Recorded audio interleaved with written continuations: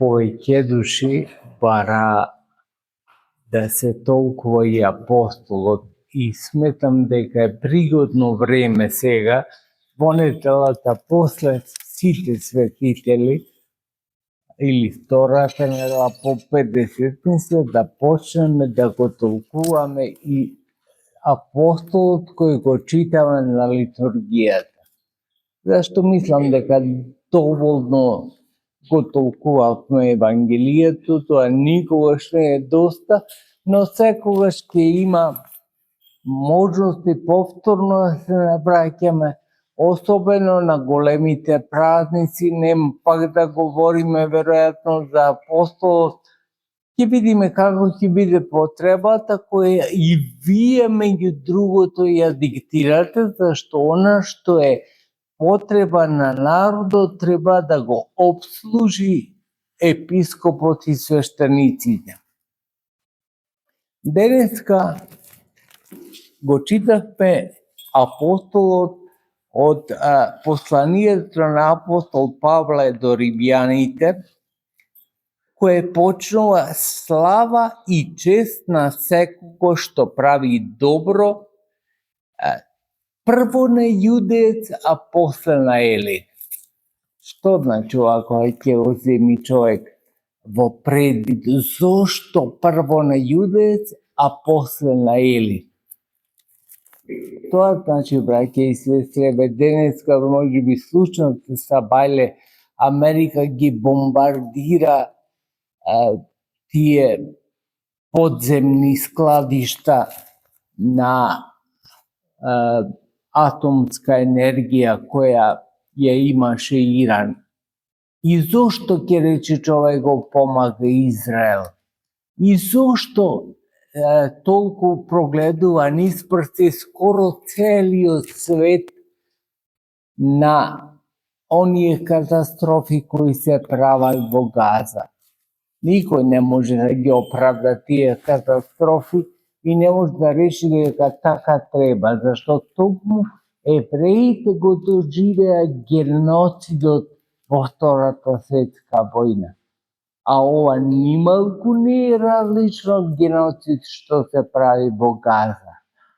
Но зошто тогаш скоро цел свет молчи на она што го прави Израел денеска? Токму заради ова денеска го прочитавме. Прво на Израилот треба да се покаже почита, затоа што верата ние, браќа и сестри, ја примивме од јудејците, од израелците. Господ беше прво како човек израилец, а второ сите апостоли се израелци. И тоа не ќе знаеме да го почитуваме и не треба да го почитуваме. Па секако тие се наши духовни родители. Телесниот родител може да има и друга нација, ама духовниот родител кој не наѓа за вечен живот, тој е припадник на израелскиот народ. И затоа дури и елинската култура, која е на сите познато возвишена култура, не само пред Христа, туку и после Христа. Меѓу првите го прифаќаат христијанството, меѓу првите го имаат преведено и Новиот Завет и светите браќа Методи и Кирил на словенски го преведуваат Евангелието од грчки, не од јудејски. Ама тие елините, грците, значи, се втори, не се први. Првата чест ја принесуваме на израелците, на јудеите, затоа што се започна кај нив, како ќе рече, по случајност човек, не по случајност. Тоа е избран народ, Господ го избира. Зошто го избира баш него, зошто не го избира иранскиот народ, кој е испостар народ?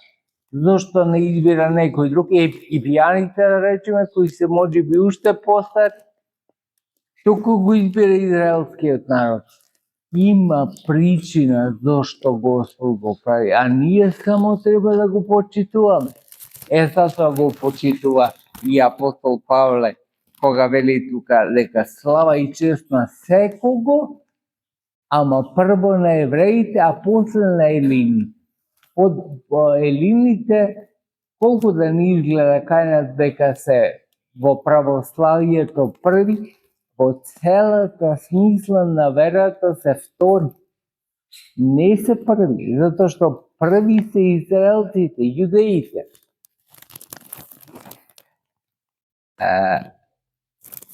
Бог вели, апостолот не гледа на лице. Значи, на некој начин, сите сме едно пред Господа, ама како тогаш ќе рече човек, израелците се нешто друго, се први. Да, како народ се први, ама во личностниот однос, кој го има Бог со секого од нас. Ние сите имаме личностен однос со Бога. Во зависност од тоа колку сме успеале да ги надминиме препреките кои постојат меѓу нас и Бога. Препреки постојат меѓу секој човек поотделно и другиот. Ако не ги отклониме тие препреки, може да бидат најразлични. Некој нешто му пререче, некој нешто му направи, некој дури му мисли зло затоа што неговите родители или неговите предци се искарале со другите, со предците на другиот. Но тоа е личностен однос со Бога. Не е колективен однос. Во колективниот однос со Бога претходат израелците, а во личностниот однос со Бога нема никој да претходи, зашто Бог не гледа на лице.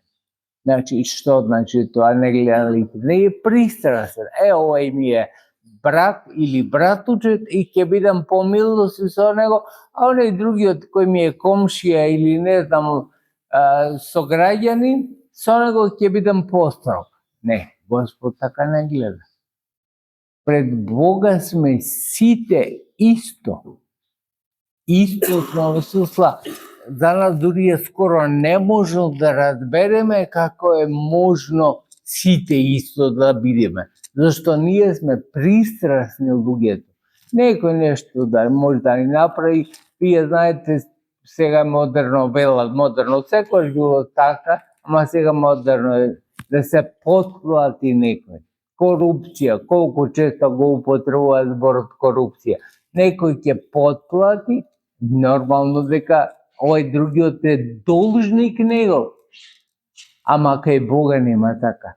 Ајде потплати нешто кај Бога, што ќе потплатиш? Кога немаме доволно средства, ни обувки да му купиме за нозете, него ја камо друго да потплатиме. Не му треба ништо на Бога, зашто не можеме да го подкупиме. Во таква една ситуација, оние што грешиле без закон, значи не постоел законот, уставот и законот е даден, не можам да се сетам точно која година пред Христа, ама овој закон не убивај, не кради, не лажи, не прелюбодејствувај, не е од секогаш од стварањето на светот, туку даден и тоа на кој? Прво на евреите. Не е ниту на елините прво тој што го нема законот, не може да биде виновен пред законот. Само тоа во модерните услови, а и кај нас е така земено, никој не ти простува ако не го знаеш, ако не го знаеш законот. Законот си е закон, ти си должен да го познаваш и ако го прекршиш него, без разлика дали познаваш, дали дали знаеш дали е тоа запишано во некаков закон, дали ја знаеш казната, ако не го исполнуваш тоа, ќе бидеш одговорен. Меѓутоа, во услови кога Господ вели не го познава некој закон, не може да биде одговорен пред законот, ама затоа одговорен пред срцето свое, зашто во срцето свое го носи законот. Законот не е нешто што Господ го измислува и го наредува.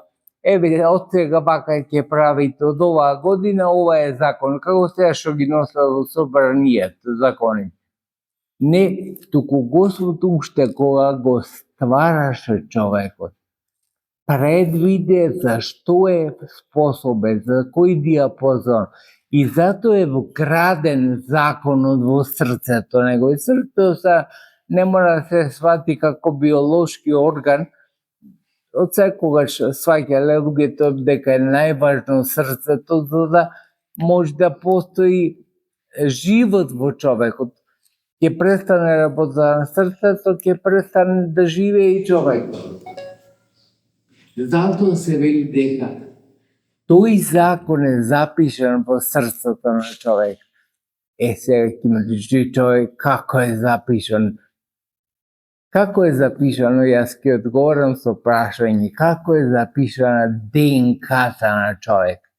Секој од нас има различно ДНК.